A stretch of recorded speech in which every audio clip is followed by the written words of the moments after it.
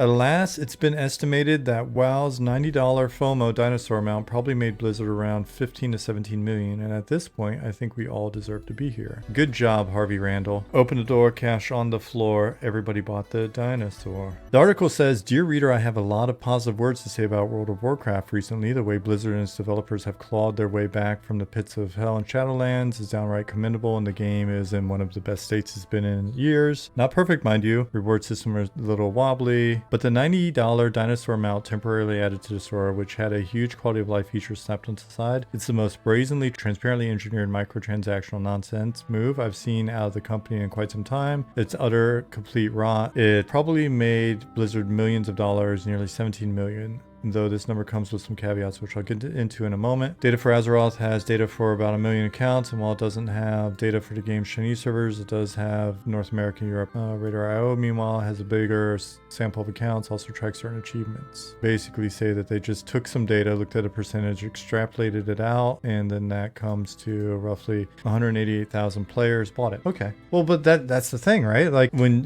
so if you're looking at that from just like a product standpoint, their product, now this doesn't count for like a negative press or people that quit because they got pissed off about our blah blah blah, but just if you look at what they've got total addressable market. They toss out this crazy ass microtransaction. They get, for them probably, that's a decent uptake. Yeah, but it's like only 12%, but that 12% still translates to 17 million, I guess. Cool. All right. It makes sense. But this is also like operating at a much smaller level, much smaller scale. Like I said, I've worked on the last two games I've worked on are very niche games, relative to the overall market. Like people wouldn't think of them if I ask them about MMOs. They're not going to be like Dark Orbit or Star Stable or whatever. They might, if, depending on they've got kids or whatever, they might know about Star Stable. Again, once you're dealing with a few 100,000 people each month, it doesn't have to be huge. Like Everquest in its prime got up to like 500,000. That's baller ass money if you're a small company. The last two companies I've been at, like those little projects that you never heard of, one was essentially sort of velvet rope sub opportunities, but a lot of the money was made off of hard currency that was sold at Star Stable, and the other one was just straight free to play, very pay to win-ish. When you've got 400,000 monthly active users, which both of them did while I was there, or 400,000 plus, and you just get a little percentage of pay users paying a decent average revenue per pay user. They, each of those games was making $1.5 million to 2 million a month. Again, if you've got low operating expenses, you've got a business, right? Like, yeah. So in EQ's prime, and all this bullshit that, blah, blah, blah, pop killed EQ, all that stuff. We've covered it before, but if you're new here, go look at the charts. We've had people post the charts and links to the charts in here, and we've looked, and it's definitive. WoW killed basically WoW. It didn't kill EQ. EQ's on expansion 300 this year or something, and it's got player base that's making them cash, right? It's making EG7 some cash, just like DCUO and just like Lord of the Rings Online, but the thing that kind of hit EQ and it finally drops on the charts was WoW came out. WoW was at the time just a natural, that was the thing to transition over to, and EQ2 was there as well, but I just don't think EQ2 really pulled that many EQ people. It was really WoW, right? You saw the Exodus. We had 2 weeks to finish the whole game. Fury gave us 2 weeks. We didn't deliver.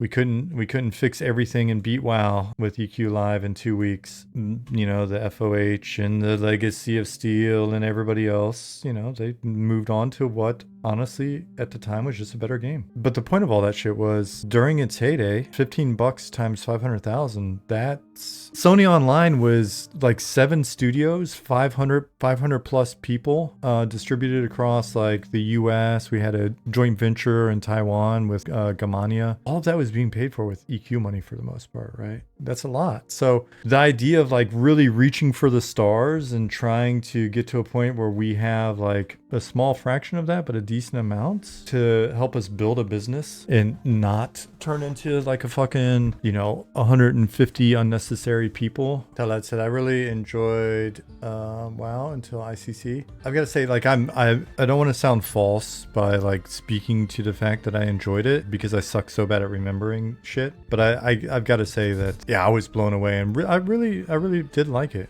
a ton up until I think it was like until Wrath, and then I actually was starting to get judged a little bit more for, you know, getting in random groups and being judged for not being super great. But like I actually tried. I was like, I only really ever played my hunter to any respectable level, but like I would go to Elitist Jerks and like try to read up like what's the best rotation and how do I do this, and you know, like what add-ons, like all that. I was really honestly wanting to be good, but the problem was I didn't want to sit at my desk most of the time, so a lot of times I was playing on a laptop in my living room. I have a bad habit of watching TV and so like in playing, those things don't necessarily mix well, and then I would do that on some raids and maybe not stand in fire or whatever in front of all these like industry people, because it was like industry people guild and they were taking it real seriously. Yeah, I didn't take it serious enough. It was the start of get good or be gone. It was, and most people just told me to be gone.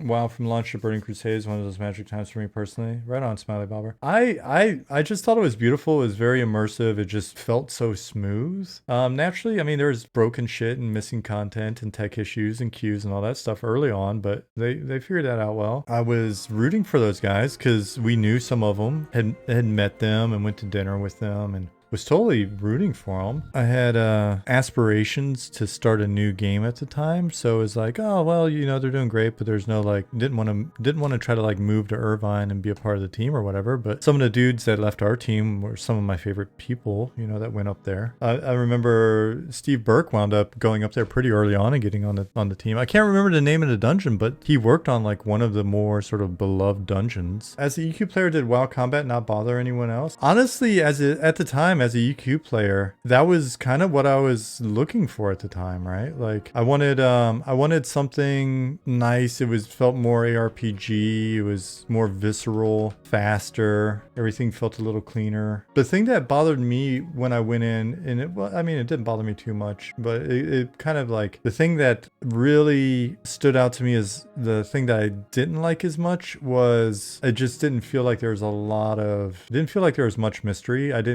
And just powering through quests and constantly sort of moving and not appreciating a place made me wish that there was more of that. And then I started to realize, oh man, I actually like camping. All these years we were talking about, how do we get rid of camping? How do we get rid of camping? That was not what we needed to do, actually. Do you plan to make old zones still viable, either for trade skills, etc., even after a player base moves on from it? Yeah, absolutely. We're gonna try a number of things to see if we can nail that. One is we do have a nice range of levels of content in a given zone. So there's the obvious reasons to come back. Trade skill and resources and stuff, that'll be a focus for our trade skill person, and as we're balancing. And a lot of passing through, right? Again, one of the reasons why we've done some of the things we've done with regards to like merchants and where we're gonna offer certain utility versus not. The reasons why we've done that is to keep cities as viable as possible. We really want cities to feel not like starter cities that you start at and then move away from. But really like they're